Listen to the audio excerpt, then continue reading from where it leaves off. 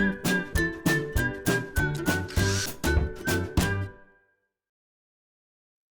it's Steve. Today we'd like to show you how to change the thermal cutoff on your dryer. It's a really easy job. Let me show you how we do it. Now, to replace this part, we will need access to the inside of the dryer. So before we begin, the first thing we'll do is to pull it forward, disconnect the vent, disconnect the power, and pull it out far enough that we can access the back of the dryer to disassemble it. Now that we've disconnected the power, we're going to access the back of this dryer. We'll start our repair by removing 3 screws that secure the main top to the cabinet. Now, these screws are located in underneath that ledge, not to be confused with the 3 that are accessible across the top there. So undo the 3 at the very back, pull that top just slightly back, then lift it off. There are little keyhole slots on that main top to engage these plastic studs on the cabinet. Now, once we've removed those, we'll next remove 2 screws that secure the console to that mounting bracket across the front. When disassembling this dryer, take note of the style of screws that you're removing, because there are several different types that has specific purposes or places to go. Now, once we've removed those screws, we'll want to disconnect some of the wire harness that is attached to the control board, as we're going to pull that console out through that opening. So next we'll remove these wire harnesses. Simply depress the locking tabs, and pull the harnesses off. The small one can stay in place for now. There are 2 larger ones here and 2 in between that also need to be removed. Lift up on the locking tab and pull the harness connector away.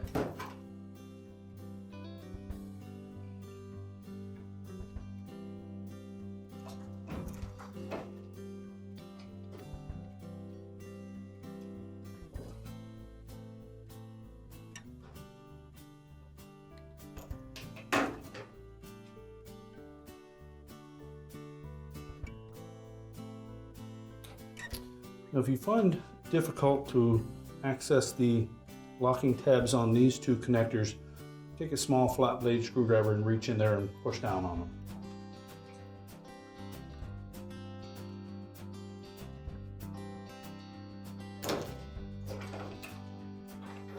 Now, once we've released that wire harness, we're next going to lift up on the top edge of that console to disengage these 3 tabs that secure it to the metal bracket.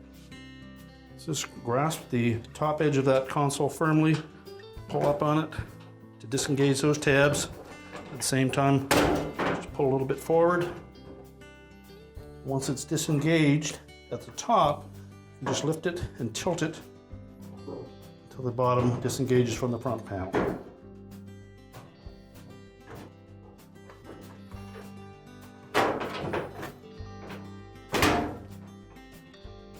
And once you've cleared the tabs in the bottom from the top of the front panel, we're going to set that assembly aside. So next we'll open the door up, and we're going to remove 2 screws that are located down by the lint filter. These are a machine type screw. And close the door back up. And then we'll remove 4 screws across the top of the front panel to secure it to the front bulkhead.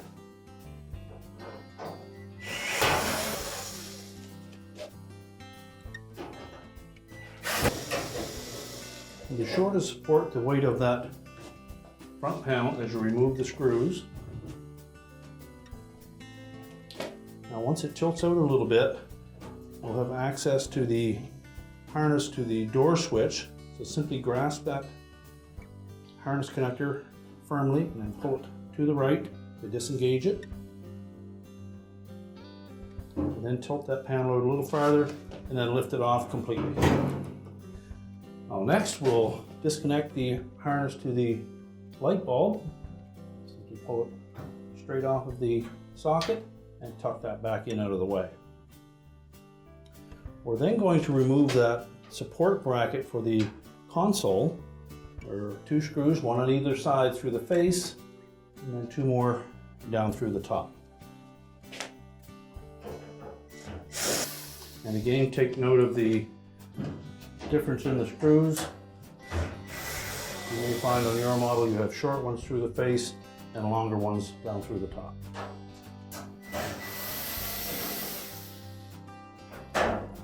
Then we just lift that bracket off and set that aside. Now we can disengage the wire harness and these holders on that front bulkhead and just tuck those out of the way for now. Now our next step will be to remove that front bulkhead, and to do that we'll need to remove 4 screws, 2 on either side, and we'll also need to disconnect this harness that goes into the lint filter area. So we'll start by disconnecting that harness. Pull the connector out far enough that you can access the locking tab on it. You press that locking tab and then separate the 2 ends of the connector. And now we'll remove the 4 screws. Now just support the drum and lift up on that front bulkhead to disengage the hooks from the side of the cabinet.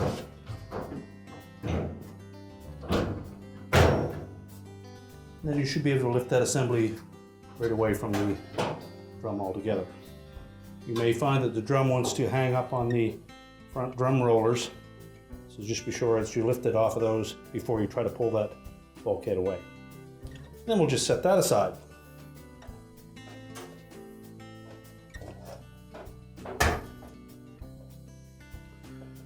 Now next we'll need to disengage the belt for the dryer drum. And to do so, we're going to reach in on both the left hand and right hand sides. You feel the belt, and then you'll feel an idler pulley just directly below my hand. We'll push that idler pulley to the left to release the tension on the belt so that we can roll that belt off of it.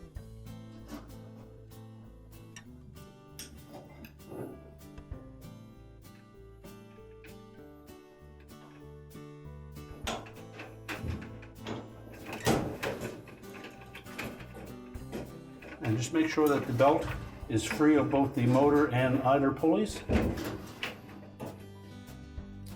then we'll use it to lift the drum completely out of the dryer. Lift it off the rear drum rollers, and then just slide it through the opening on the front.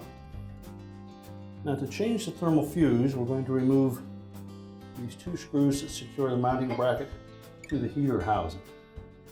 We'll also pull the 2 wires off of the terminals and inspect those for any signs of arcing or corrosion, and if there's some evident, you'll need to replace those terminals.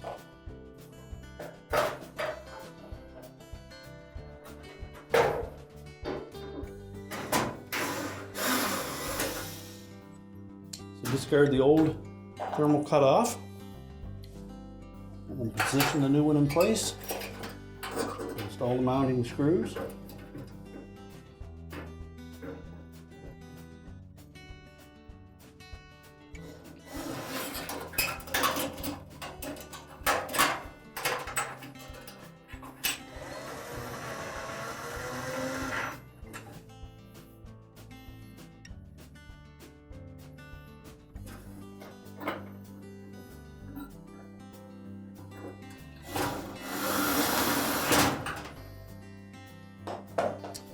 And then reconnect the wires. Make sure they fit on nice and snug.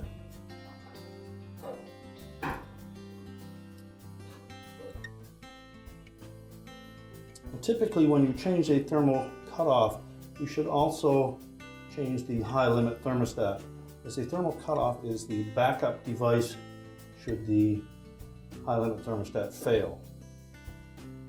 Typically you would replace both of these items at the same time if the thermal fuse has failed. It is rated at a slightly higher temperature than the high limit thermostat. And normally the cause for either of those two devices to fail is a restricted vent. So you'll want to check your venting system completely from the back of the dryer right through to the outside of your home and remove any restrictions that may have caused a heat buildup.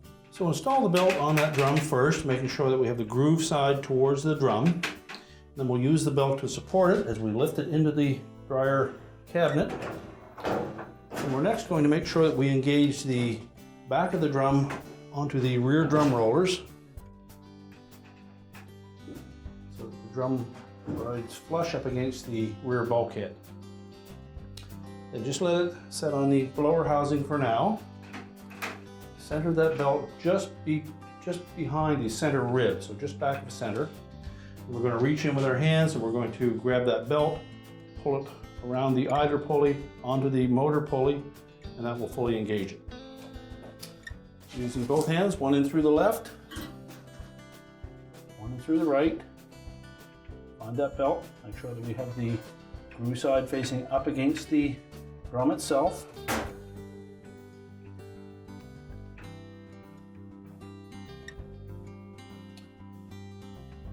Locate the idler wheel. And then just tuck it underneath that idler wheel. A little bit of a loop with it. And then we'll wrap that loop around the motor pulley.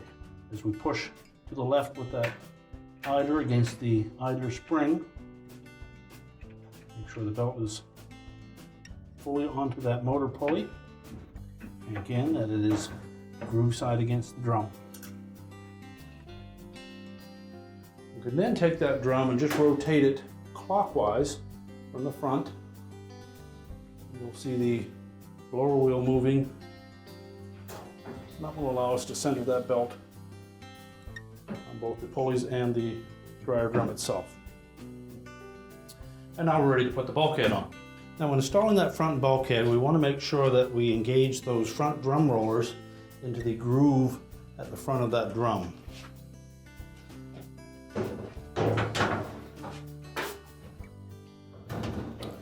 Make sure that we tuck it inside of it.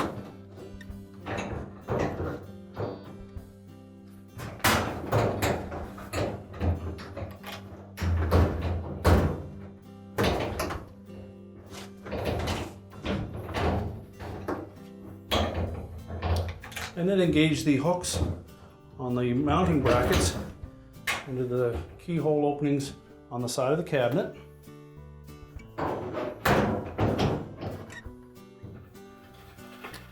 Just feel inside to make sure that the drum is fully engaged. And we'll put the retaining screws in.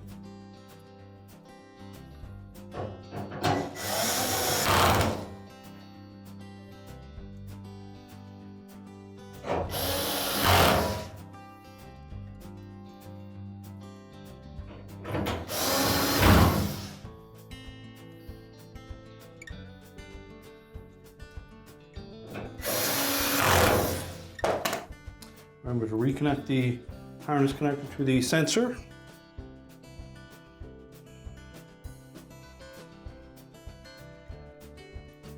And push it in far enough that the locking tab engages on that.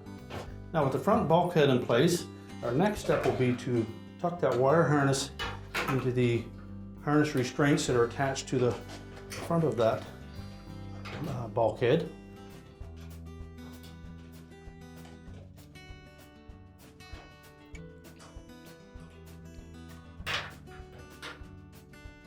And make sure we leave that longer one open for the door switch connector.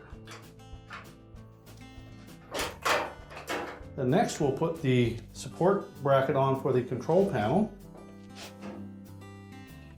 We'll line up the two hooks on either side with the slotted openings on the top. And we'll also make sure that these tabs sit on top of those side brackets.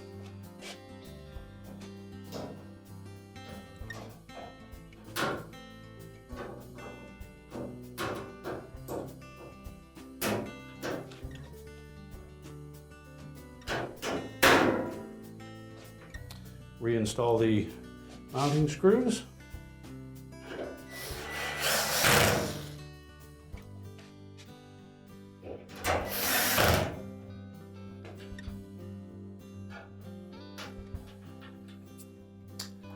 can then reconnect that wire harness connector to the light bulb socket.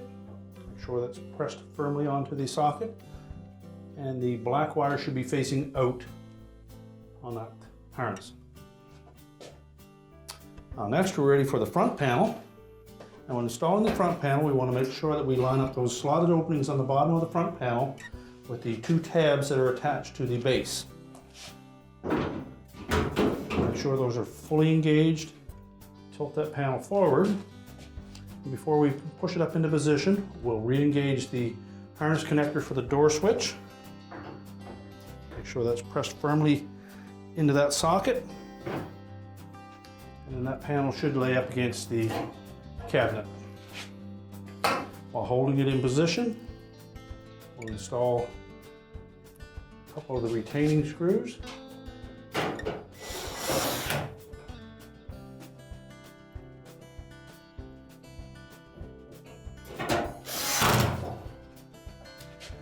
Now next, we'll open that door up and we'll reinstall the two screws that secure that bottom of that opening to the lint screen housing.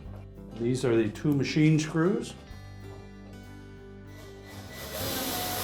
So make sure they go in straight without getting cross-threaded. You can close that door up again. And now we're ready to put the control panel on.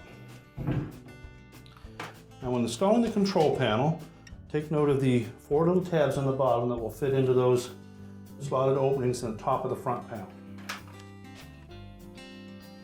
It's a fairly tight fit to fit that transformer in underneath that mounting bracket. So make sure that those tabs line up first.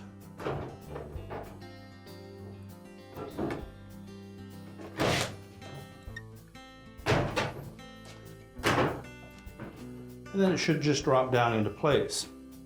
Now at this point we're going to squeeze the top of that control panel to that mounting bracket so that those little plastic tabs will hook into place. We can then put the two retaining screws in the corners.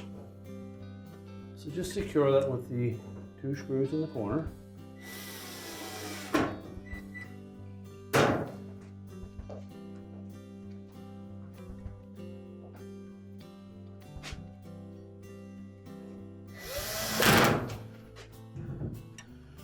And now we can reconnect all of the harness connections.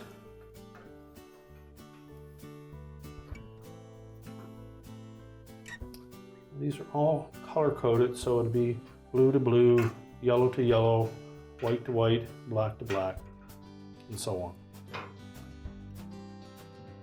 Make sure they're pressed in firmly so that the locking tabs engage.